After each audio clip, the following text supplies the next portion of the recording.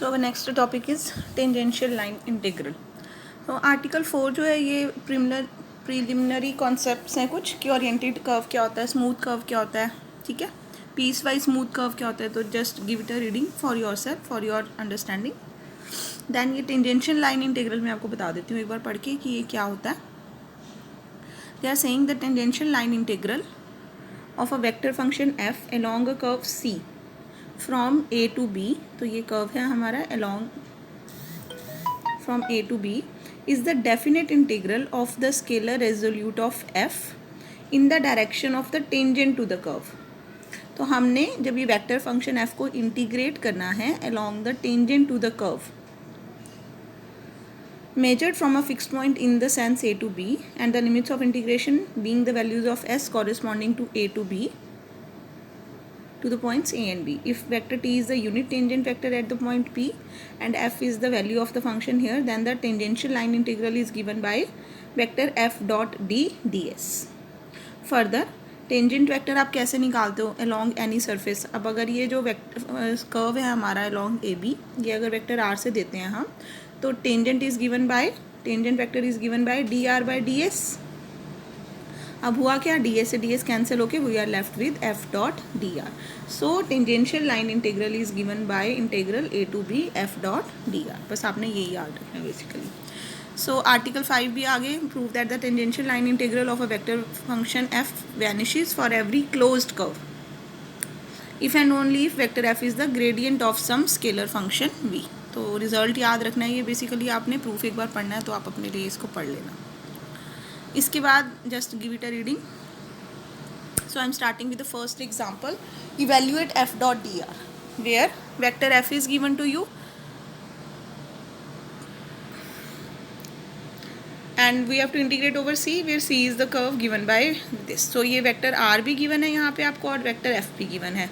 सो अगर ये vector are है तो डी आर क्या बन जाएगा, इसका डेरिवेटिव लेंगे हम, तो D vector R will be given by A cos theta की जगह हो जाएगा minus A sine theta D theta I cap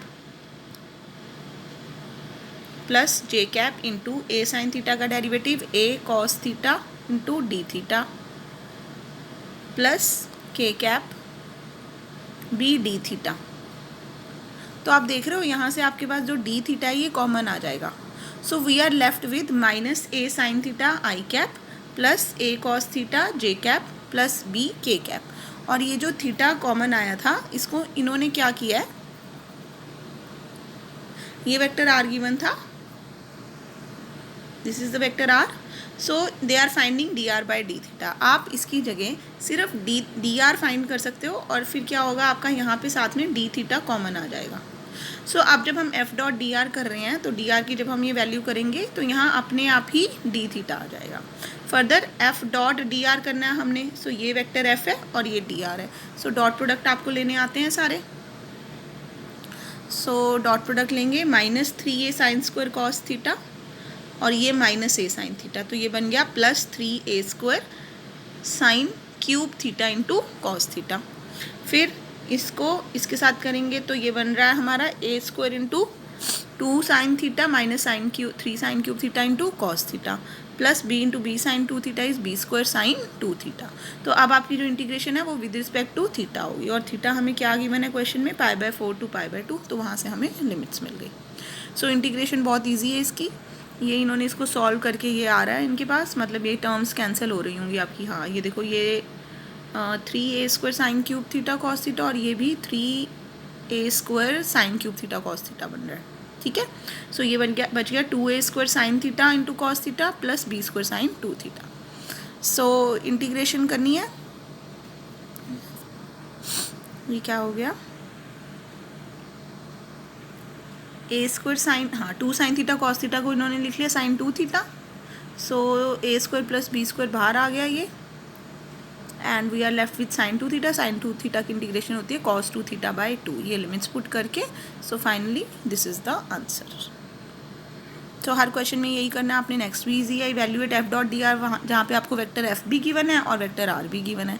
T varies from -1 to 1। अब इस क्वेश्चन में जब आप डी आर करोगे तो आई कैप प्लस 2t जे कैप प्लस 3t स्क्वायर के कैप और dt जो है वो कॉमन आ जाएगा। तो देखो we will be getting dot product आपको लेना आता है।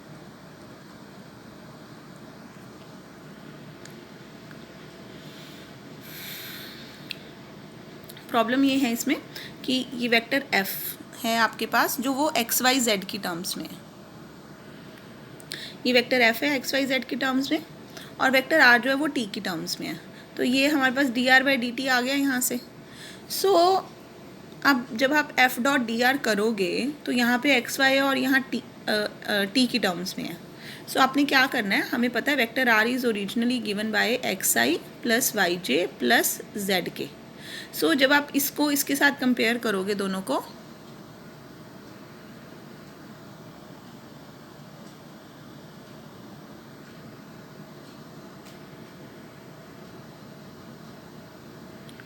तो क्या होगा, देखो x की जगह t, तो x is equal to T मिल गया हमें। ये क्या हो गया, कुछ प्रॉब्लम हो गई है मुझे लगता है। x is equal to T मिल गया, y इज इक्वल टू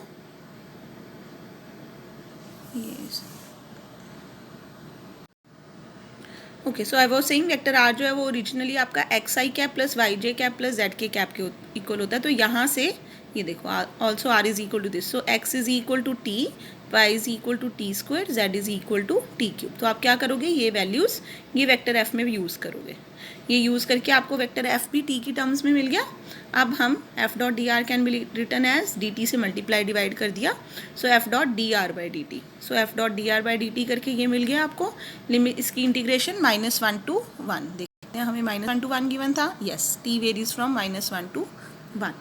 सो ये जब हम इंटीग्रेशन करेंगे, सिंपल इंटीग्रेशन है, टी की पावर्स है, सॉल्व करके you will get the required answer. ऐसे ही थर्ड एग्जाम्पल है, वेक्टर एफ आपको एक्स वाई जेड की टर्म्स में गिवन है। C is the curve in the xy plane given by y is equal to 2x square from 0 0 to 1 2। तो इसका मतलब अब जब हम वेक्टर r लेंगे तो वो सिर्फ एक्स आई प्लस वाई जे ही लेंगे, क्योंकि हमें बोला है कि हमने सिर्फ एक्स वाई प्लेन में लेना है, तो प्लस जेड के कैप हमने नहीं लेना अब। सो डी वेक्टर आर क्या हो जाएगा, डी एक्स आई कैप प्लस डी वाई जे cap. So F dot D r किया, ये है हमारा वेक्टर एफ और ये है d r. So I will be getting 3xy dx minus y square d y. तो अब आधा कर्व आपका x की टर्म्स में, आधा y की टर्म्स में है। सो ये रिलेशन को यूज़ करके हम पूरे उसको इंटीग्रेशन को या तो x की टर्म्स में ले आएंगे या y की टर्म्स में। सो ये सबको x की टर्म्स में ले आए हैं इस रिलेशन से। सो ये देखो यहाँ पे y की वैल्यू आ गई 2x स्क्वायर, बाकी x की टर्म्स में है। यहाँ पे y की वैल्यू आ जाएगी यहाँ से 4x 4 2x स्क्वायर की होल स्क्वायर इंटू यहीं से dy क्या हो जाएगा 4x dx, और x की लिमिट्स आ जाएंगी यहाँ से। सो ये देखो x वेरीज फ्रॉम 0 to 1। सो ये इंटीग्रेशन बन गई, सिंपल इंटीग्रेशन है, सॉल्व करके -7/6 is the answer. Next example 4, a vector field f is given by, so ये वेक्टर f गिवन है। Evaluate the line integral f dot D R along the curve given by x square plus Y square equal to a square, z is equal to 0।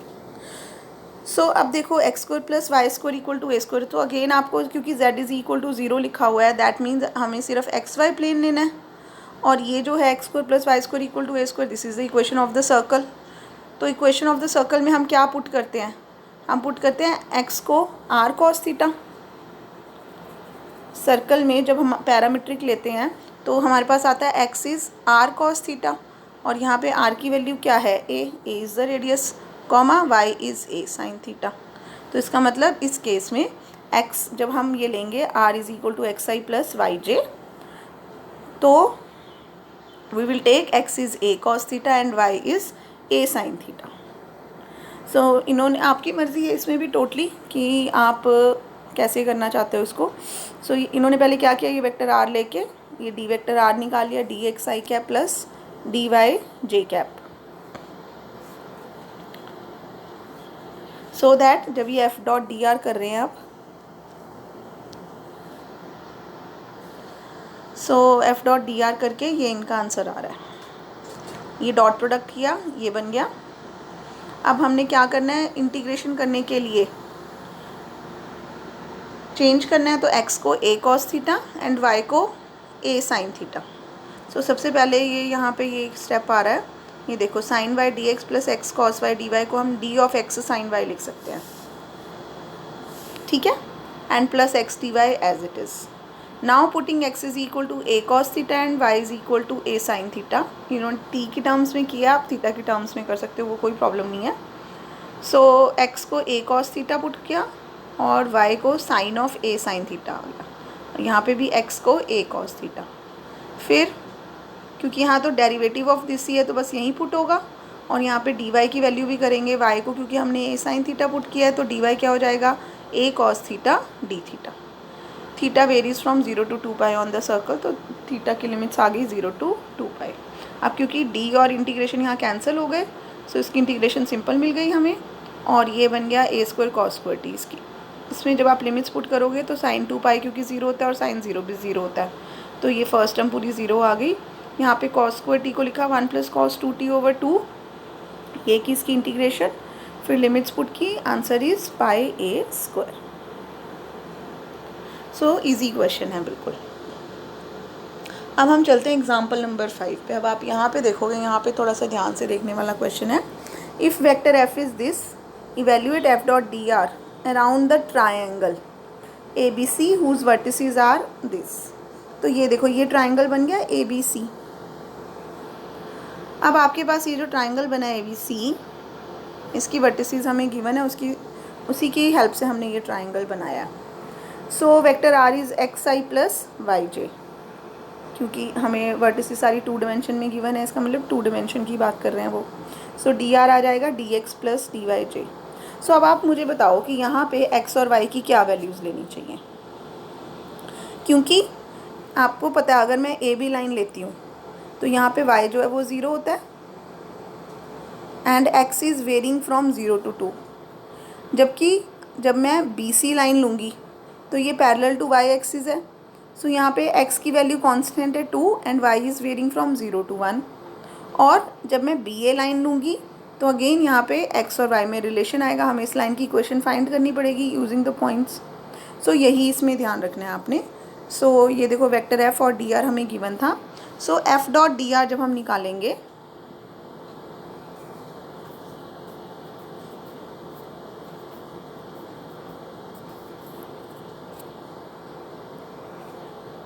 So F dot D R will be equal to,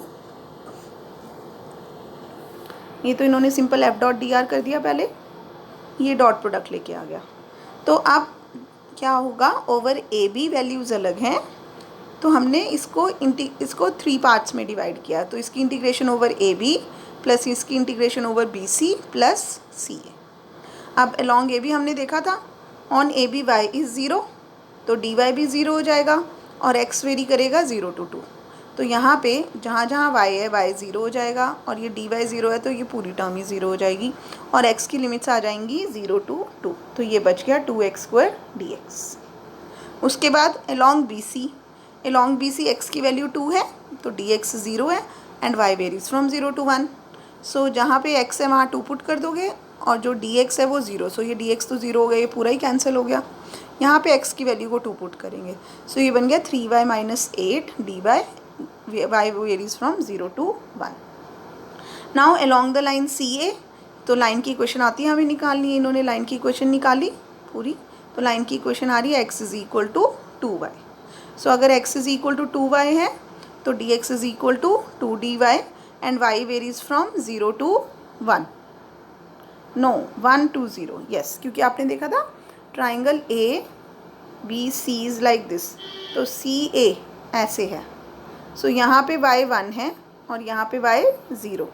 सो ये ध्यान रखना है, y varies from 1 to 0 लेना है आपने, 0 to 1 नहीं लेना.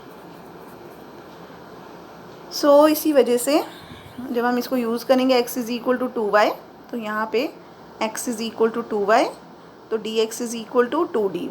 ये x को 2y and dx is equal to 2dy. फिर यहाँ पे x is equal to 2y. So ये बन गया आपके पास. सो 2x² की इंटीग्रेशन हो जाएगी x³ 3, इसकी इंटीग्रेशन हो गई ये, इसको सिंप्लीफाई करके लिखा, ये आ गया.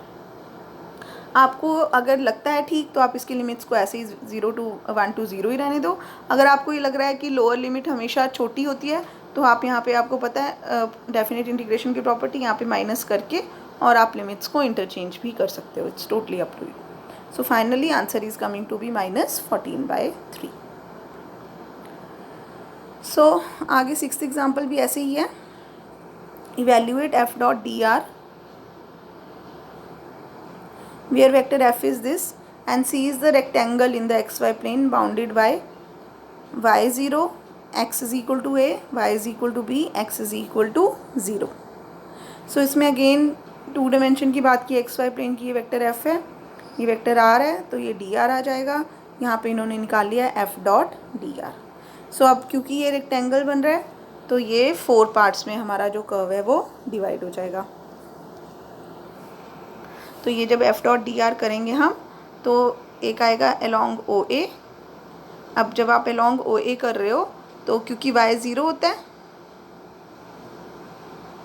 And x is varying from 0 to a, तो y को 0 करके x की वैल्यू 0 to a. ये कहाँ पुट किए हैं इन्होंने वैल्यूज़? यहाँ पे पुट कर रहे हैं, ये जो सबसे नीचे है इसमें.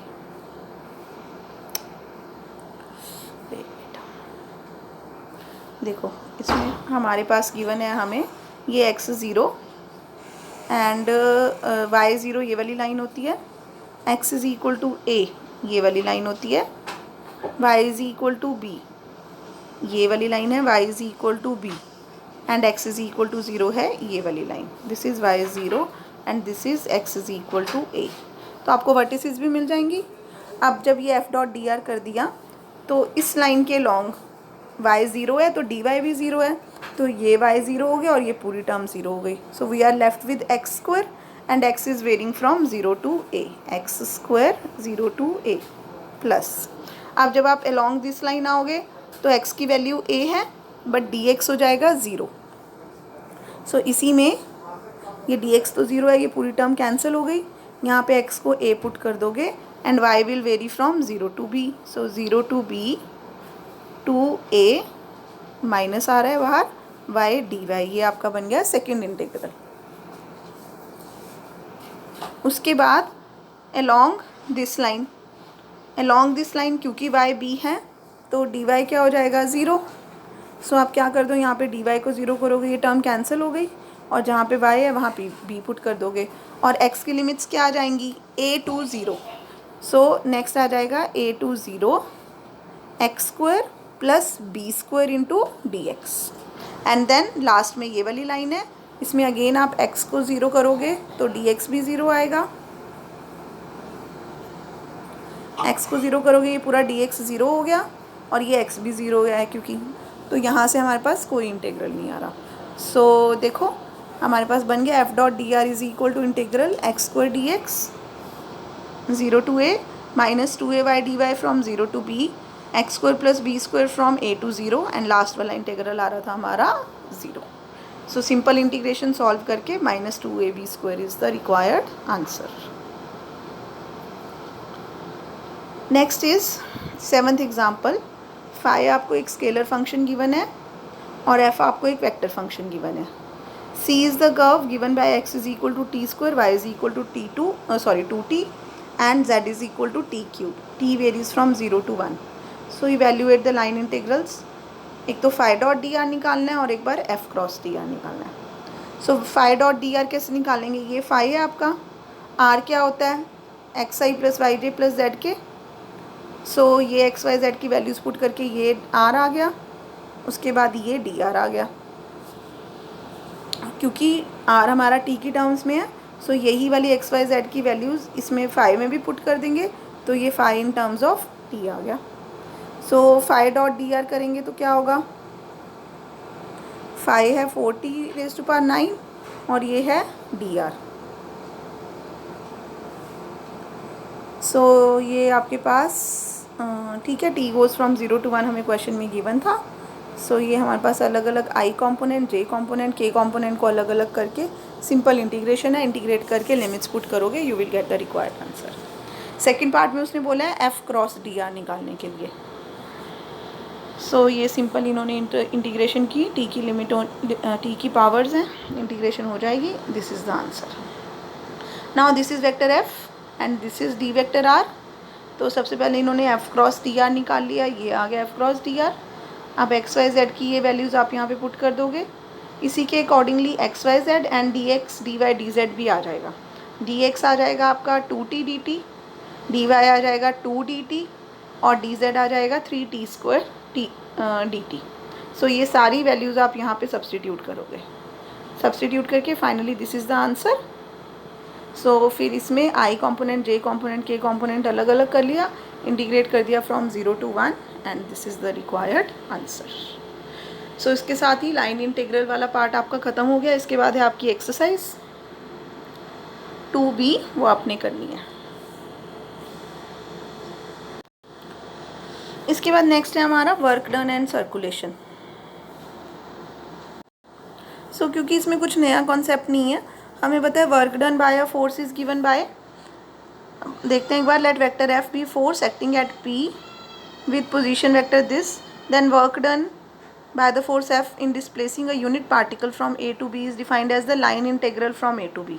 So work done is F dot T ds, जो कि F dot dr के इक्वली होता है।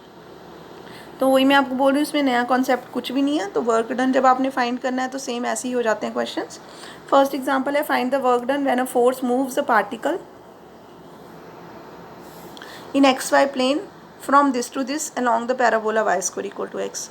सो F dot dr करके ही आएगा, क्योंकि एक्स वाई प्लेन है तो ये डी आर हो गया डी एक्स आई कैप प्लस डी वाई जे कैप, ये निकाला है एफ डॉट डी आर। अब ये हमें गिवन है along the parabola y square equal to x लेना है। अब इसमें टोटली आपकी मर्जी है कि आप एक्स को टी लोगे तो वाई टी स्क्वायर आ जाएगा। तो आप ऐसे भी कर सकते हो कि एक्स को टी, ओके इन्होंने वाई को टी लिया है तो एक्स टी स्क्वायर आ गया है, एंड क्योंकि वाई को टी लिया है और वाई 0 to 1 वेरी कर रहा था तो टी भी 0 to 1 वेरी करेगा। ठीक है, ऐसे भी कर सकते हो। एक बार इसको पढ़ लेते हैं हम, y को t और x को t स्क्वायर यहाँ पे पुट कर दोगे। सो dx आ जाएगा 2t dt और dy आ जाएगा dt। सो ये सारी वैल्यूज़ यहाँ पुट की है, t के लिमिट्स 0 to 1 करके -2/3 will be the answer. So I was saying कि अगर आपने इसको पैरामीट्रिक फॉर्म में नहीं करना तो आप इसी को लेके इसमें सारा चेंज कर सकते हो कि आपकी मर्ज़ी, आप पूरे इंटीग्रल को x या पूरे इंटीग्रल को y में ले आओ। जैसे x is equal to y square है तो जहाँ जहाँ पे x है वहाँ पे आप वाई स्क्वायर पुट कर दो, तो dx क्या आ जाएगा 2y dy। सो इस पूरे में जहाँ जहाँ x है वहाँ 2y और dx की जगह 2y dy अगर आप पुट करोगे तो आपका पूरा इंटीग्रल y की टर्म्स में आ जाएगा। और y की लिमिट्स यहाँ से अगेन हमें पता लग रहा है 0 to 1 है, तो आप इसको ऐसे भी कर सकते हो। दोनों मेथड्स बिल्कुल ठीक हैं, आंसर दोनों से बिल्कुल सेम आएगा -2/3। ऐसे ही सेकंड है, find the circulation of F round the curve C where vector F is this and C is the circle. So the equation of C in x Y plane is X square plus Y square equal to 1। So parametric equation X is equal to R cos theta होता है, R यहाँ पे 1 है। So X is equal to cos theta, Y is equal to sine theta, theta varies from 0 to 2π। अब इसमें तो आपको parametric form में लाने के लिए ये सब्सटीट्यूट ही करना पड़ेगा।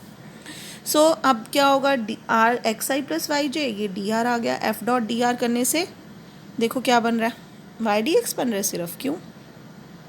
एफ डॉट डी आर करने से, हाँ देखो ये बनेगा y D x plus z d Y